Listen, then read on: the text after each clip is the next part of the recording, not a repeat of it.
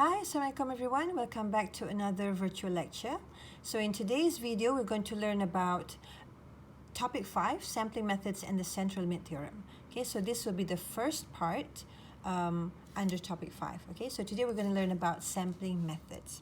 Now, if you recall in our very first topic, okay, so we learned about inferential statistics. Remember, inferential statistics is basically when we make generalization or broad statements about the population based on things that we collect from samples, right? So from there, we were introduced to two concepts, which are population and sample. So just to recap, a population is basically a collection of all items of interest.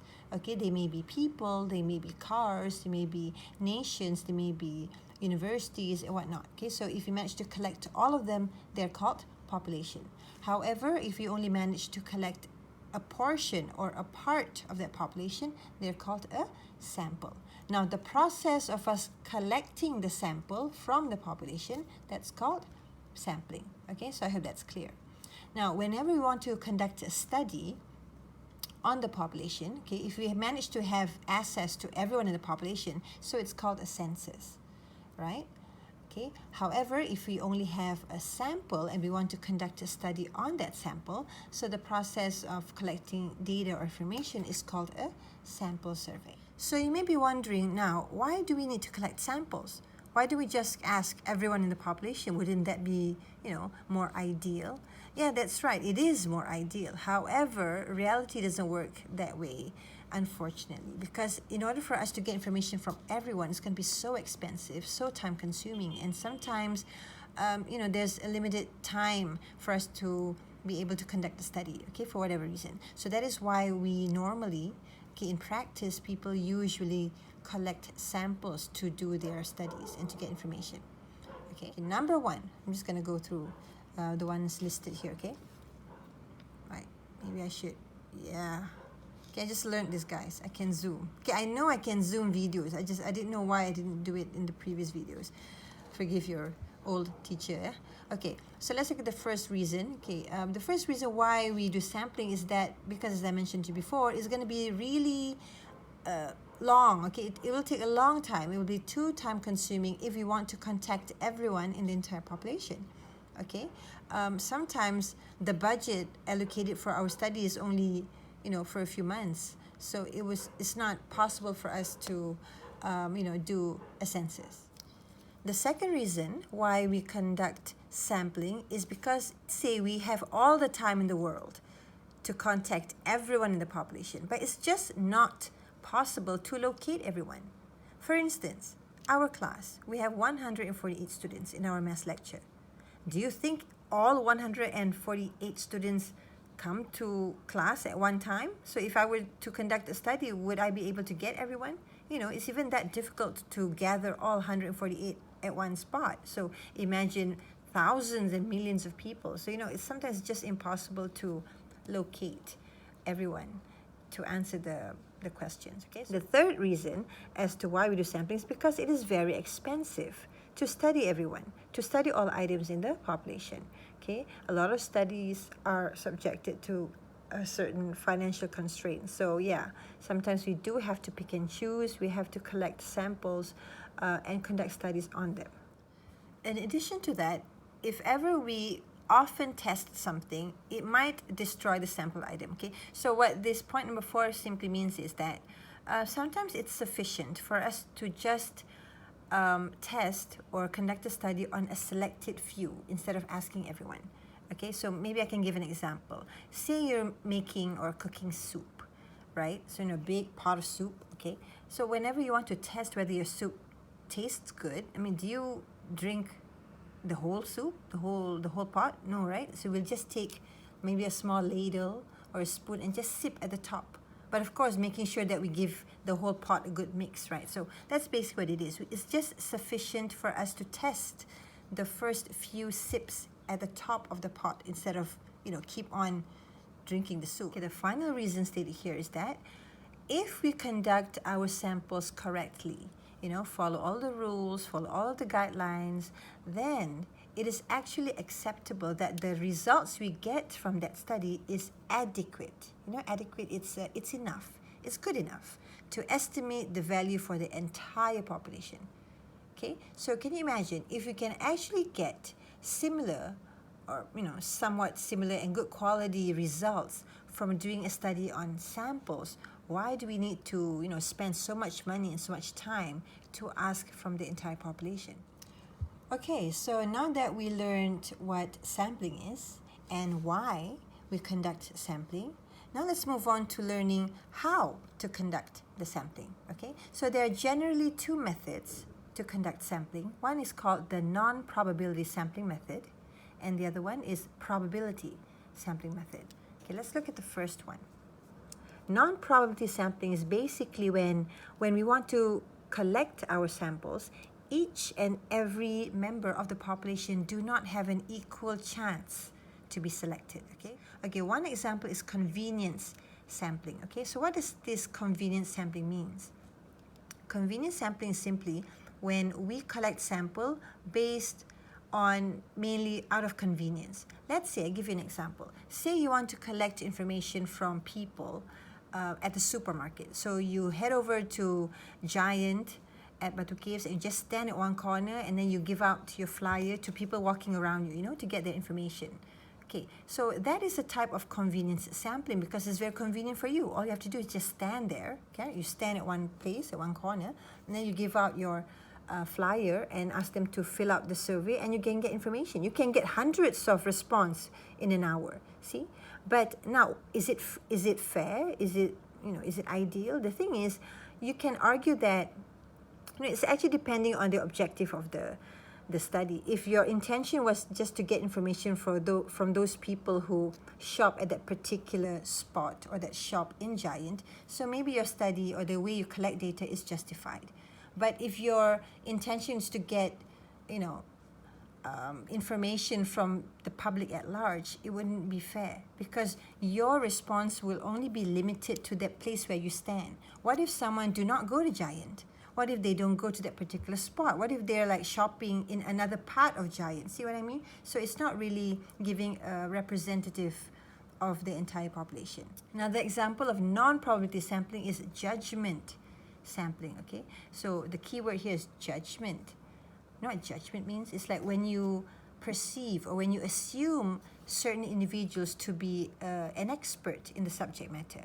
Okay, if I say, for instance, you know, have you heard of Ustaz Ibit Liu? Okay, you know, for instance, those personalities, they're just known for being charitable and carrying out wonderful causes for the public, right? So we assume they are experts in that particular area. So let's say if you want to do a study or conduct a TV show to talk about problems of the ummah or charities and whatnot, you know, so instead of just asking some random strangers to give their opinions, we can, you know, respectfully invite Ustaz Ibit Liu to become one of our panel. You get what I mean? So that's an example of judgment sampling. So basically, if you understood correctly, okay, how we collect the sample based on non-probability sampling is that we basically choose them. So the fact that not everyone has an equal chance to be selected. That is why they are called non-probability sampling. Okay, so there are many other examples of non-probability sampling. For instance, snowballing technique. Snowballing simply means we get one person, okay, one person as a representative, and then from that one person we give them our survey questions and ask them to give to your friends and family. So basically, in a way, we will be snowballing our responses. Okay, so why is that non-probability? Because normally if a person, okay, gives out to his or her friends and family, obviously the other people are, you know, they have the same wavelengths, right? You look at yourself, you and your friends, what we call it, satu geng, one clique. Normally, you become a clique because you share certain perceptions, certain values, certain tastes and preferences. So the thing is with snowballing is maybe you get the same information, even though you get hundreds of responses, but the way, you know, the answers that you get might be very similar. Okay. So some people might be asking, with all that maybe perceived disadvantages of non-probability sampling, so why do people do non-probability sampling? The answer is, it depends, okay? The main reason why people conduct or adopt non-probability sampling is because it fits their study. It fits the objective of their study. If your study is mainly to get information from terminally ill patients, so it's acceptable for you to just go to any hospitals or care center and just ask those who are terminally ill, right? So you don't really need to ask those who are healthy. Okay, so at the end of the day, it depends on the objective of your study. All right, so now we move on to the next method or the next type of sampling, which is called the probability sampling. Now, this would be the focus, the main focus of our lecture. Okay, probability sampling is basically when each item of the population has an equal chance to be selected into the sample. Why do we need each and every one of the population to have equal chance to be selected in the sample? Well, these are the advantages of that, okay? Number one is, if everyone in the population has an equal chance to be selected in the sample, it ensures that the sample is fair and unbiased, a good representation of the population, right? I mean, because when you are chosen to be in a sample, it's just by chance you are chosen, meaning whatever answer you get might be representative of a certain part of the population. Whereas if we adopt non-probability, obviously you belong to a certain kind or a certain layer of society, and you wouldn't be able to get information from other parts of society. Whereas for probability sampling, everyone has an equal chance to be in the population. So everyone has an equal chance to speak out, to share their information, to share their responses and views. Okay? I hope that's clear. Another reason is that when we do probability sampling, we'll be able to identify sampling distribution of the sample means. Okay, we're going to learn more about this in the next video. Okay, so this is more technical, so we're going to get into that.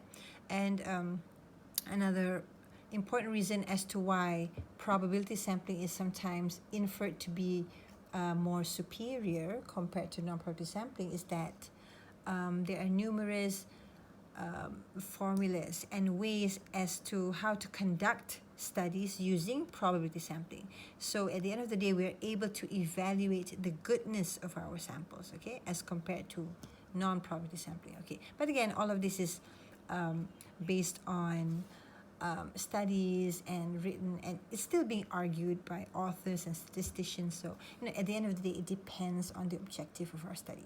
But for your case, when you're doing your group assignment, okay, we're going to do probability sampling, okay. But if you can justify as to why you want to conduct a non-probability sampling, no problem, okay. I accept all of your methods as long as you can justify them. So there are 4 types of probability sampling, so we're going to look at it one by one. First type of non-probability sampling is simple random sampling. Now, from the name itself, simple, it is so simple to be conducted. How do we do this simple random sampling? Well, what you got to do is, I'll give an example. For instance, out of our class of 148 students, I want to choose only 10 students. Okay, remember, 148 is the population. 10 is the sample that I want to collect from the 148 students. So how do I want to collect that 10 out of 148 students? One of the easiest way is for me to write down all of your names in small pieces of paper, roll it up and put it in a big box or a hat. Shake it up a bit and then put my hands in the box or in the hat and then just pull out 10 names. And that is an example of simple random sampling. That mechanism works very similar to lucky draw, right? Yeah, so lucky draw is actually an example of simple random sampling. That way, okay, what are the advantages of that? It's very convenient, it's very fast, very simple. You can manage to get 10 sample size very quickly, all right? But what is the disadvantages of it? Okay, hold on.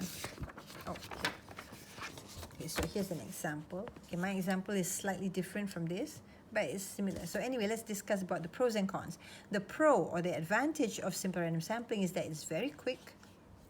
It's very simple to do. You can manage to get hundreds or thousands of responses very quickly, so it's very convenient. Yeah. Okay, but the downside to simple random sampling is because it's so simple, you may risk not having a good representation of the entire population when you conduct simple random sampling. Okay, for instance, in our class, I think 2/3 of our class are female students, right? Out of 148, 2/3 are female. So what if I just put your name in the box and pick out 10 names? What if all 10 are female? Okay, get what I mean? So that you wouldn't have any representation from the male, so that study would not be accurate. So that's actually one of the biggest flaw of simple random sampling. That mechanism works very similar to lucky draw, right? Yeah, so lucky draw is actually an example of simple random sampling. That way, okay, what are the advantages of that? It's very convenient, it's very fast, very simple. You can manage to get 10 sample size very quickly, all right? But what is the disadvantages of it? Okay, hold on. Oh, okay, so here's an example. Okay, my example is slightly different from this, but it's similar. So anyway, let's discuss about the pros and cons.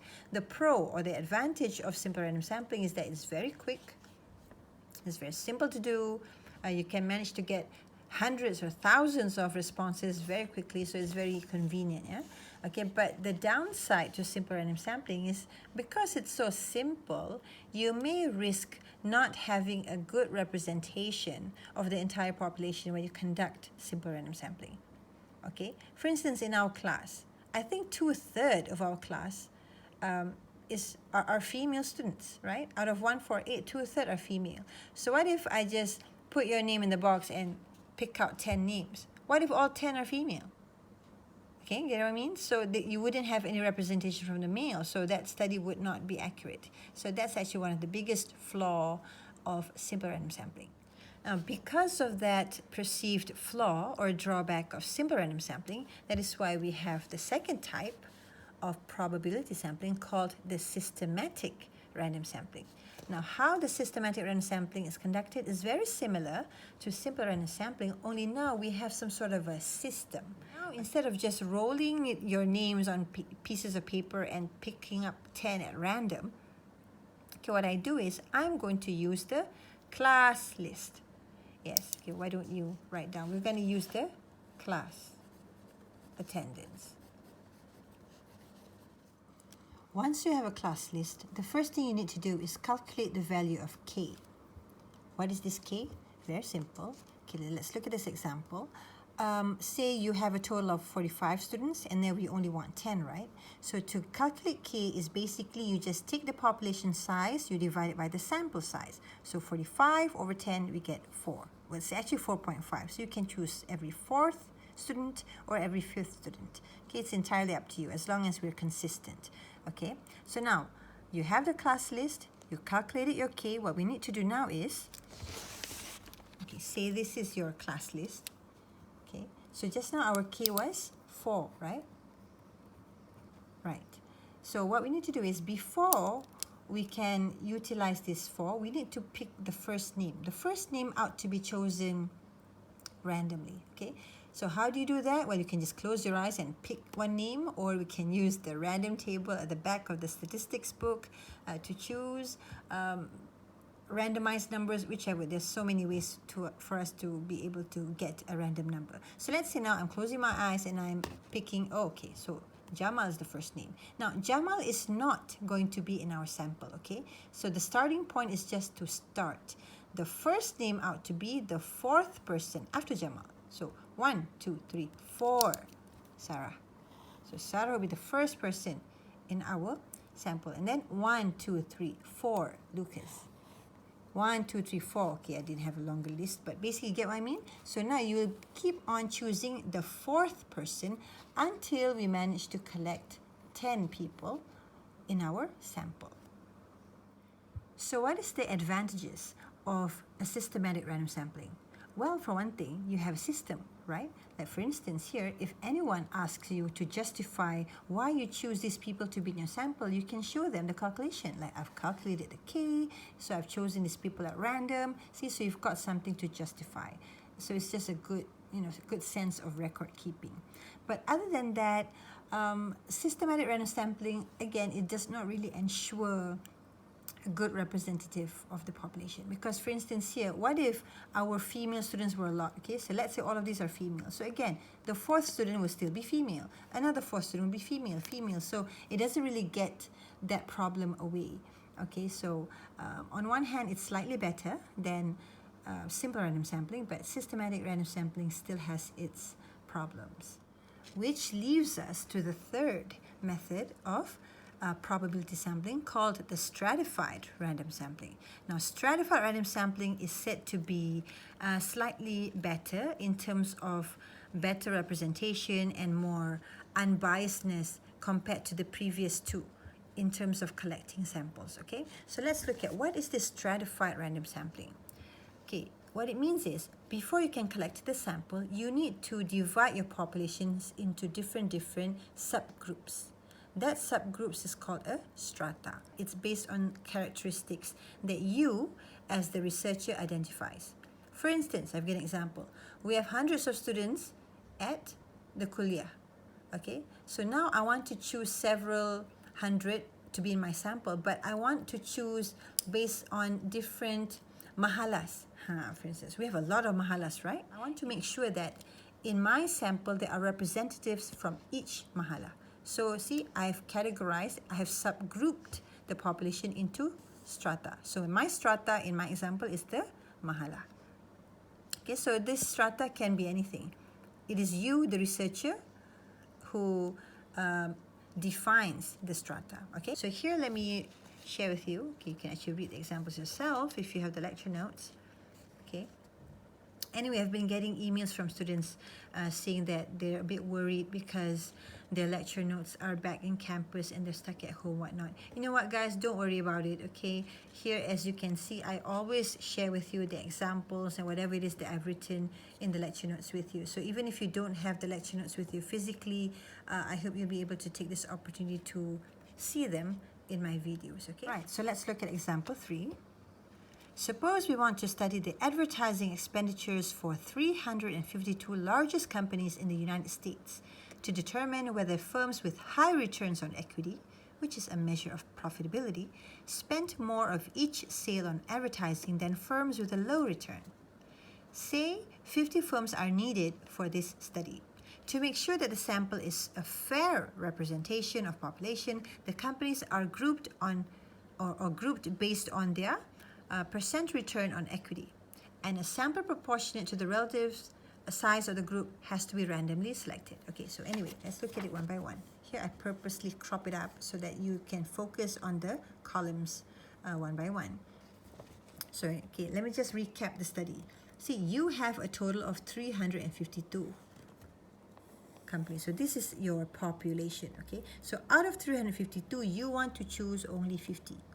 But then, because you want to make sure that in that 50, you have a good mix, you know. You have profitable firms, not so profitable firms, firms who are not making profits. Okay, get what I mean? So you want a good mix. You want the sample to be a good representation of the population. So that is why we adopt the stratified random sampling. So first things first, we need to divide our population of 352 into several stratas or stratum.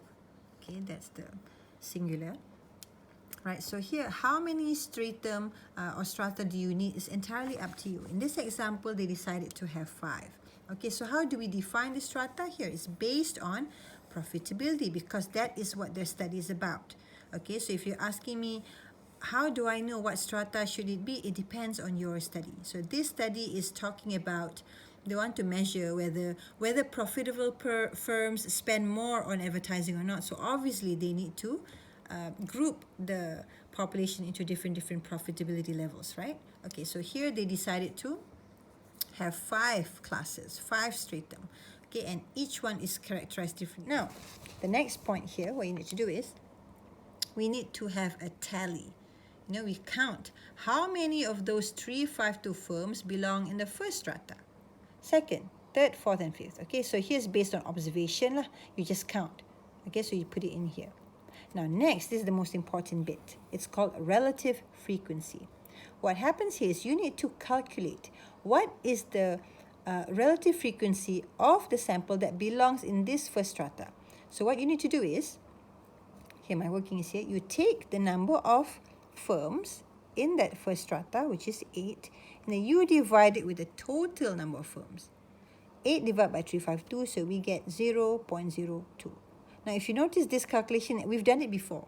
I think when we studied discrete probabilities, so I taught you how to do this. You're basically finding the proportion, okay, or relative frequency. So you keep on doing it for each strata, for each stratum, or for each group, so you manage to get the relative frequency. And when you add it all up, it will be about 1, okay, because this is 100%, right? So that's why you get 1, right? So why is this important? Because from here, we can calculate how many sample we need to collect from each stratum. So we move on here. We take this relative frequency, 0.02, we multiply with 50. Why 50? Because 50 is the number of sample that you need, right? So 0.02 times 50, we get about 1. 10% times 50, you get 5, etc. Go on and so forth until we have these numbers, and when you add them all up, you'll get 50. So now, can you see that all of these 50 companies, they are a good representation of the different stratum, right? So in other words, stratified random sampling ensures that our sample has a representative from each layer of society. Okay, so that in that sense, that is why it's a bit more powerful compared to systematic and simple random sampling. Finally, we have the cluster sampling. Now, both cluster and stratified random sampling involves us to divide our population into different parts. Just now, we divide our population into different characteristics, and we call them strata. Here, we also divide our population, but based on geographical or other natural boundaries. Okay, those groups are called clusters.